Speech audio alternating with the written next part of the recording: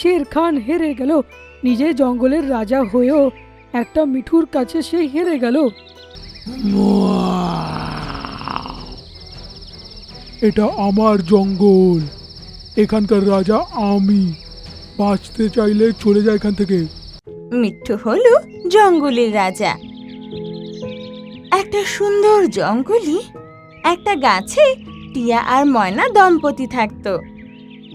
একদিন ময়না একটা ডিম পাড়ে, আর কিছুদিন পর সেটা থেকে একটা বাচ্চা বেরোয়। দুজনে সেই বাচ্চা পেয়ে খুব খুশি হয় আর ওর নাম মিঠু রাখে। যেই মিঠু আস্তে আস্তে বড় হতে লাগে, মা বাবার চিন্তা বাড়তে লাগে, কারণ ও দিনের পর দিন খুব দুষ্ট হয়ে যাচ্ছিল। একদিনও গুহার কাছে শের খানকে বসে থাকতে দেখে। শের খান, তুমি কি জঙ্গলের রাজা? হ্যাঁ, আমি জঙ্গলের রাজা। কিন্তু তোমাকে দেখে সেরকম মনে হয় না যে তোমার মতন জানোয়ার জঙ্গলের রাজা হতে পারে। তুমি বলতেটা কি চাও? আমার বক্তব্য, তুমি এত বড়, এত মোটা, স্নানও করো না, তোমার মতন জানোয়ারকে জঙ্গলের রাজা কেন মানা হবে? এটা শুনে শের খান খুব রেগে যায়। মূর্খ, তুই জানিস না আমি এই জঙ্গলে যার কারুরই শিকার করতে পারি, আর এই জঙ্গলে থাকা সব জানোয়ার আমার কথা মেনে চলে, সব সমস্যার সাথে মোকাবিলা করতে পারি। আর ভুগনি মেরো না। যদি সব জানোয়ারের তুমি শিকার করতেই পারো, আমার শিকার করে দেখাও দেখি। এটা শুনে শের খানের রাগের যেন কোনো সীমা থাকে না, আর মিঠুর ওপর থাবা ছুঁড়ে মারে। কিন্তু মিঠু উড়ে চলে যায়, আর ওর থাবা ওরই কানে গিয়ে লাগে। ও আবার রেগে গিয়ে থাবা ছুঁড়ে মারে ওর দিকে, তো ওটা ওর অন্য কানে গিয়ে লাগে। কি হলো মহারাজ, এখন মজা আসছে তো? ওদের এই ঝগড়াঝাটি বাকি পশুরা দাঁড়িয়েও দেখছিল। শের খানের খুবই অপমানিত বোধ হচ্ছিল, আর ও রেগে গিয়ে আরেকবার থাবা ওর দিকে ছুঁড়ে মারে। কিন্তু এইবার ওর থাবা ওর নিজের চোখে গিয়ে লাগে। শের খান হেরে গেল, নিজে জঙ্গলের রাজা হয়েও একটা মিঠুর কাছে সে হেরে গেল। নিজের এই অপমান শের খান আর সহ্য করতে পারে না, আর সব পশুরা ওর দিকেই তাকিয়েছিল। শের খান তখন চুপচাপ ওখান থেকে বেরিয়ে যায়, আর মিঠু অহংকারে এসে আরো জোরে জোরে কথা বলতে লাগে। মিঠু খুশি হয়ে বলে, শের খান চলে গেছে, আজ থেকে জঙ্গলের রাজা হলাম আমি। তুমি এটা কিভাবে ভেবেও নিচ্ছ যে তুমি শের খানের জায়গা নিতে পারো? হ্যাঁ, তুমি দেখলে না শের খানকে কি করে তাড়িয়ে দিলাম? সে তো মোকাবিলা করতে পারলো না। আরে ও পালায়নি, কোথাও চলে গেছে। সে যাই হোক, আজ থেকে তোমরা আমাকে রাজা বলবে, না হলে আমি কিন্তু তোমাদের শেরামি হয়রান করব, যেরম শের খানকে করেছি। তারপর তোমাদেরকেও জঙ্গল ছেড়ে চলে যেতে হবে। এটা শুনে কেউ কোনো কথা বলে না। সেই দিনের পর থেকে ও সব পশুদের জ্বালাতন করতে লাগে, আর সব পশুরা ওর থেকে বাঁচার জন্য ওকে রাজা বলে দিত। এটা শুনে ও খুশি হয়ে যেত। মিট্টু বাবা, আমি মানছি তোমার গতি খুব ভালো, খুব জোরে ওড়ো তুমি, কিন্তু জঙ্গলের রাজা যে তুমি নিজেকে ভাবলে, ভালো করলে না। মিঠু, আমার কথা শোন বাবা, আর জঙ্গলের পশুদের জ্বালানো বন্ধ কর। তুই রাজা হওয়ার যোগ্য নোস। আমি জঙ্গলের রাজা আর থাকবো। বলে মিঠু ওদের একটা কথাও শোনে না, আর হাওয়ায় উড়ে যায়। ওর নজরে ও শের খানকে হারিয়ে জঙ্গলের রাজা হয়ে গিয়েছিল। এই খবরটা যখন পাশের জঙ্গলে থাকা চিতা জানতে পারে, তো খুশি হয়ে যায়, আর নিজের একটা চিল বন্ধুকে বলে, শুনেছি নাকি শের খান জঙ্গল ছেড়ে দিয়েছে, তার জায়গায় কোনো ছোট মিঠু পাখি জঙ্গলে রাজত্ব করছে। আমিও সেটাই শুনেছি। তাহলে আমরা ওই জঙ্গলে খুব তাড়াতাড়ি দখল নিতে পারবো।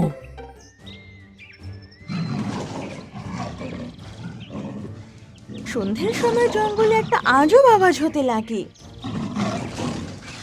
চিতা সেই জঙ্গলে ঢুকে পড়ে, আর পশুদের ভয় পাইয়ে জঙ্গল থেকে বের করে দিচ্ছিল। তখন সব পশুরা একত্রিত হয়ে মিঠুর কাছে যায়, আর ওদের পিছু পিছু মিঠু সেখানে পৌঁছে যায়। বলো কি হয়েছে? কিচ্ছু হয়নি, শুধু এটা ভেবে নাও, আজ থেকে আমি হলাম জঙ্গলের রাজা, আর তুমি নিজেকে রাজা যে ভাবছো সেটা ভুলে যাও। আমি শের খানকে এখান থেকে চলে যাওয়ার জন্য বাধ্য করেছি, তুমি আবার কে? এক্ষুনি তোমায় মজা দেখাই। বলে মিঠু আকাশে উড়ে আর চিতার কাছে পৌঁছায়। সাহস থাকলে আমাকে ধরে দেখাও। এই শালা গেড়ে, তোকে আমি ধরবো? হ্যাঁ, বলে তখন চিলকে ডাক দেয়। ঈগল। শুনে চিল খুব দ্রুত উড়ে আসে আর এক ঝটকায় নিজের পাঞ্জায় মিঠুকে ধরে ফেলে। এটা দেখে সব পশুরা ভয় পেয়ে যায়। আজকের থেকে পাখিদের ওপরে ঈগল রাজত্ব করবে, আর জানোয়ারের ওপরে আমি। আর মিঠু, তুই যদি প্রাণে বাঁচতে চাস তাহলে আমার কথা শুনবি, না হলে প্রাণ ফেরত পাবি না, কারণ তুই বাকিদের মতো আমার থেকে পালাতে পারবি না। তখন সব পশু পাখিরা এই কথা মানতে লাগে। সেদিন থেকে পশুদের ওপর চিতা আর পাখিদের ওপর চিল রাজত্ব করতে লাগে। ওরা নিজেদের সব কাজ পশুদের দিয়ে করাতো আর ওদের খুব জ্বালাতনও করতো, না করলে শাস্তিও দিত। বাধ্য হয়ে ওদের এসব সহ্য করতে হতো। মিঠু, আর যদি শের খান এখানে থাকতো তাহলে আমাদেরকে এভাবে হেরে যেতে হতো না। এইসব সমস্যা তোমার জন্যই হয়েছে। দেখলি তো মিঠু, তোকে আমরা এই কথাটাই বোঝাচ্ছিলাম। তুই যতই জোর গতিতে ওড় না কেন, যতই ভালো হ, রাজা হওয়ার জন্যে তোর মতন অত শক্তি নেই। মিঠু এখন নিজের ভুল বুঝতে পেরেছিল আর মনে মনে চাইতো যেন শের খানের কাছে গিয়ে ও ক্ষমা চায়, কিন্তু শের খান কোথায় চলে গিয়েছিল সেটা কেউ জানতো না। পরের দিন সকাল সকাল চিতা আর চিল বাকি পশুদের সাথে একটা মিটিং ডাকে। যেরকম আজকে একদিন পেরিয়ে গেছে, তাই আমি আর ঈগল শিকার করবে। সন্ধেবেলায় আমরা করব, কেউ না কেউ আজকে মরবে। শুনে সবাই ভয় পেয়ে যায়, কিন্তু কারোর কিছু বলার ক্ষমতা থাকে না। মহারাজ, হরিণ খাবো আজকে, কিন্তু আমার খাবার তো আগের রাজাই হবে, মিঠু। এটা শুনে মিঠু আর মিঠুর মা বাবারা খুব চিন্তায় পড়ে যায়, সাথে পশুরাও, কিন্তু কিছু করার ক্ষমতা তাদের ছিল না। রাতে সব পশুরা একত্রিত হয়। মিঠু আর হরিণকে চিতার সামনে চিতার খাদ্যের জন্য উপস্থিত করা হয়। ঈগল, শিগগিরই নিজের শিকারটা করো, তারপর আমি করব। চিতা নিজের লোভী নজর দিয়ে হরিণের দিকে তাকিয়ে বলে, আর এদিকে চিল নিজের মুখে হাসি নিয়ে মুখ হাঁ করে মিঠুর দিকে এগিয়ে আসে। বাকিরা চুপচাপ দাঁড়িয়েছিল। যেই চিল মিঠুকে মুখে দাবাতে যাবে, অমনি কোথা থেকে শের খান চলে আসে আর এক থাবায় চিলকে নিজের মুখে নিয়ে নেয়। এটা দেখে সব পশুরা অবাক হয়ে যায় আর সবার ধরে যেন প্রাণ আসে।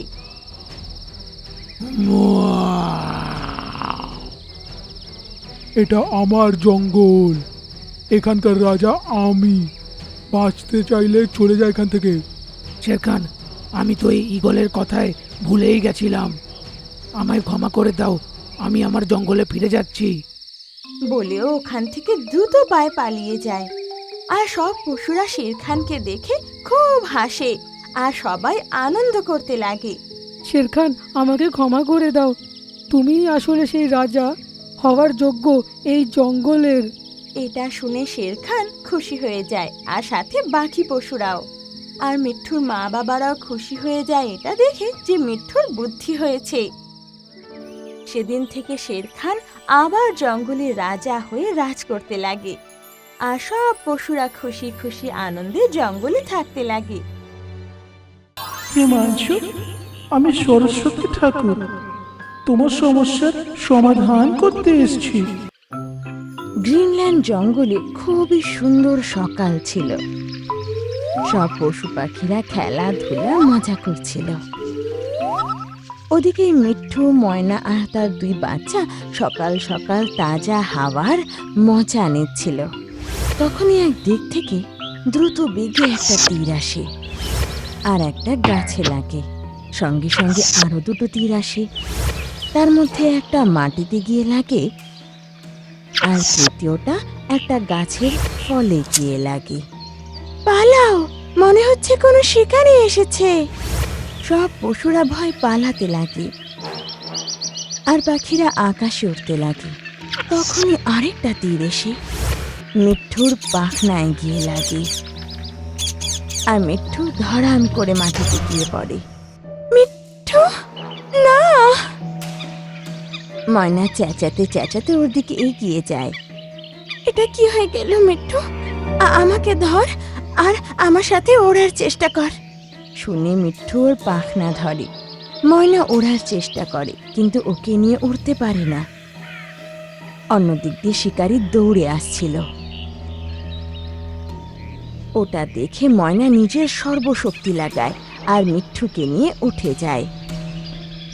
ধরে থাকিস মিঠু, এটা বলে ও জোরে জোরে পাখনা নাড়াতে লাগে, কিন্তু ওকে বেশি উঁচুতে ওঠাতে পারে না। আর দেখে শিকারী কাছে চলে এসেছে, আর এর ফলে ময়নাও ওর জালে ধরা পড়তো। এই জন্য মিঠু জেনে শুনে ওর পাখনা ছেড়ে দেয় আর মাটিতে পড়ে যায়। মিঠু, না! ময়না চেঁচায়, আর শিকারী তখন ওর দিকেও একটা তীর ছুঁড়ে দেয়, যেটা থেকে নিজেকে বাঁচিয়ে ও একটা ডালে লুকিয়ে পড়ে। খুব ভালো হিমাংশু, সবুজ রঙের পাখি, এটাই চাইছিলাম। ও মিঠুকে তোলে আর দেখে ওর আঘাত লেগেছে। হ্যাঁ, অল্প আঘাত, একে খাঁচায় রাখি। যখন ঠিক হয়ে যাবে একে আমি বিক্রি করে দেব। আরে ওকে কোথায় নিয়ে যাচ্ছে আবার? মা, আমরা বাবাকে কিভাবে বাঁচাবো? তোরা ঘরেই থাক, আমি গিয়ে দেখছি ওকে কোথায় নিয়ে যাচ্ছে। হিমাংশু মিঠুকে ধরে নিজের ঝোপড়ির দিকে নিয়ে যায়। ময়না ওর পিছু করে করে সেখানে পৌঁছায়। ও মিঠুকে একটা খাঁচায় রেখে দেয় আর ঘরের বারান্দায় ঝুলিয়ে দেয়। ময়না দেখে যে ও একটা কাজে ব্যস্ত হয়ে গেছে, তো ও তখন মিঠুর কাছে যায়। ময়না, এখানে কি করছো? ও যদি তোমায় এখানে দেখে নেয় তুমি বিপদে পড়ে যেতে পারো। আমি তোমাকে এভাবে কখনো ছেড়ে যাব না। ময়না খাঁচা খোলার অনেক চেষ্টা করে, কিন্তু পারে না। তখনই শিকারীর নজর ওর উপর পড়তেই ও উঠে আসে। ময়না তখনই উড়ে যায় আর একটু দূরে চলে যায়। শিকারী ওর কাছে এসে বলে, আমার ভাগ্যের তালা খুলে যাবে। জবের থেকে বিয়ে হয়েছে, আমার ভাগ্য খারাপ হয়ে গেছে, তাই আমি নিজের বউকে বাপের বাড়ি পাঠালাম। তাও তো আমার ভাগ্যটা খুলল না। এই টিয়া পাখিটাকে আমি বলি দিয়ে সরস্বতী মায়ের কাছে আমি প্রণাম জানাবো, তারপর আমার ভাগ্য পাল্টেই যাবে। এটা শুনে মিঠু আর ময়না ভয় পেয়ে যায়। এ তো মিঠুকে বলি দিয়ে দেবে। আমি এখন মিঠুকে কি করে বাঁচাই? ও মাথায় একটু জোর দিতেই ওর মোটা পেঁপের কথা মনে পড়ে। ও তখনই মোটা পেঁপের কাছে পৌঁছায় আর সব ঘটনা খুলে বলে। ও সরস্বতী ঠাকুরকে খুশি করার জন্য বলি দেবে। এই মানুষরা কতটা খারাপ হয়। পেঁপে দাদা, আমরা মিঠুকে কি করে বাঁচাবো বলো না? আমি অনেক আশা নিয়ে তোমার কাছে এসেছি। এখন যদি ওনার কিছু হয়ে যায় তাহলে আমার আর আমার বাচ্চাদের কি হবে? ওই লোকটার হাত থেকে টিয়াকে বাঁচাতে গেলে ওকে আমার কাছে আনতেই হবে। ওকে আমি একটু জাদু দেখিয়ে যা উপায় বলবো ওটা সত্যি মানবে।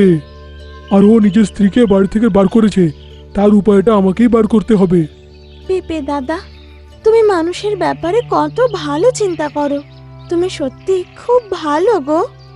ওকে এখানে আনার জন্যে একটাই রাস্তা আমি খুঁজে পাচ্ছি। কিভাবে পেঁপে দাদা, বলে দাও। তুমি আমার গাছের থেকে একটা পাতা তোলো আর ওটাকে তুমি নিয়ে যাও। ওটা ওর ঝুপড়িতে ফেলে দিও। আমার আওয়াজ এখান থেকে বেরিয়ে ও শুনতে পাবে। শুনে ময়না সেটাই করে আর পেঁপের একটা ডাল নিয়ে গিয়ে শিকারীর ঘরের ভেতর ফেলে দেয়। ময়না, কি করছো তুমি এখানে? তুমি শুধু দেখো তো। তখনই পেঁপে বলা শুরু করে। হিমাংশু, ও হিমাংশু। আরে, এটা আবার কার আওয়াজ? কে আছে এখানে? আমি কুবের মহারাজ বলছি। তোর যদি নিজের সমস্যা শেষ করতে হয় তাহলে সন্ধে অবধি মোটা পেঁপের গাছের কাছে চলে আসিস, না হলে তোর সর্বনাশ হবে। মোটা পেঁপে? তাকে কোথায় পাবো? এই জঙ্গলে একটা পুকুরের কাছে ওই গাছ আছে, যেখানে তুই সমস্যার সমাধান পাবি। এটা শুনে হিমাংশু খুশি হয়ে যায় আর তক্ষণই পুকুর পাড়ে চলে যায়। ওখানে ময়না আর বাকি পশুরা দাঁড়িয়ে সবকিছু দেখছিল। মনে হয় এটাই হবে মোটা পেঁপের গাছ। হ্যাঁ, আর তখনই মোটা পেঁপে নিজের জাদু দেখানো শুরু করে। যতগুলো গাছে পেঁপে ছিল সব চাঁদের মতো উজ্জ্বল হয়ে যায়। এই চমৎকার দেখে ওর চোখ ছানা বড়া হয়ে যায়। আর মোটা পেঁপে দেবীর আওয়াজে বলে, হিমাংশু, আমি সরস্বতী ঠাকুর, তোমার সমস্যার সমাধান করতে এসেছি। এটা শুনতে ও উৎসাহে হাত জড়ো করে বলে, হে মা, হে মা, তুমি আমার কথা শেষমেশ শুনলে। আপনাকে খুশি করার জন্যে ওই টিয়ার বলি দিতে চলেছি। তুমি খুশি হয়ে যেও। মূর্খ, তোকে আমি ওই পাপ থেকে বাঁচাতে এসেছি রে। যে তান্ত্রিক তোকে ওই উপায়টা দিয়েছিল সে একটা ঢপবাজ। টিয়া পাখি বা যে কোনো নিরীহ জানোয়ারের বলিটা নিয়ে আমি কেনই বা খুশি হব? তো মা, আমায় বলুন কিভাবে আপনাকে খুশি করব, যাতে আমার সমস্যা মিটে যায়। তুই সমস্যার কারণে নিজের স্ত্রীকে দুঃখ দিয়েছিস, তাকে বার করে দিয়েছিস। এখন জঙ্গলে এসে একটা নিরীহ টিয়া পাখি বলি দিতে চলেছিস।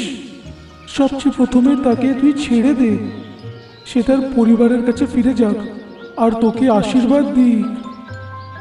তারপর শহরে গিয়ে নিজের স্ত্রীর কাছে ক্ষমা চা, তাকে তুই বাড়িতে ফিরিয়ে নিয়ে আয়। তারপর নিজের কাজে আবার মন দে। কিছুদিন পর তোর পরিশ্রমের ফল পাবি, তুই আবার ভালো দিনগুলো দেখতে পাবি রে। ঠিক আছে মা, আমি তাই করব। জয় মা সরস্বতী, জয় মা সরস্বতী। হিমাংশুর মুখ দিয়ে এই কথা শুনে সবাই আনন্দে নেচে ওঠে। শিকারী তখনই নিজের ঘরে গিয়ে মিঠুকে মুক্ত করে। এবার আমি শহরে গিয়ে নিজের স্ত্রীকে আবার এখানে ফিরিয়ে আনবো আর আবার নিজের কাজে আগের মতন মন দেব। হ্যাঁ, এটা বলেও চলে যায়। মিঠু খুশি হয়ে মোটা পেঁপের কাছে যায়, যেখানে ময়না ওর বাচ্চা আর বাকি পশুরা ওর অপেক্ষা করছিল। সবাই মিঠুকে সামনে দেখে খুব খুশি হয়। পেঁপে দাদা, আপনাকে অনেক অনেক ধন্যবাদ। আপনার কারণে আমি পরিবারের কাছে ফিরলাম, না হলে এখন অবধি আমার তো বলি হয়ে যেত। যতক্ষণ মোটা পেঁপে আপনার সাথে আছে, জঙ্গলের কোনো জানোয়ারের কোনো ক্ষতি হতে দেবই না আমি। এটা শুনে সব পশুরা আনন্দে লাফিয়ে ওঠে আর মিঠু, ময়না আর ওর বাচ্চারা পরস্পরকে জড়িয়ে ধরে। আর এইভাবে মোটা পেঁপে জঙ্গলের সব পশু পাখিদের সাহায্য করে।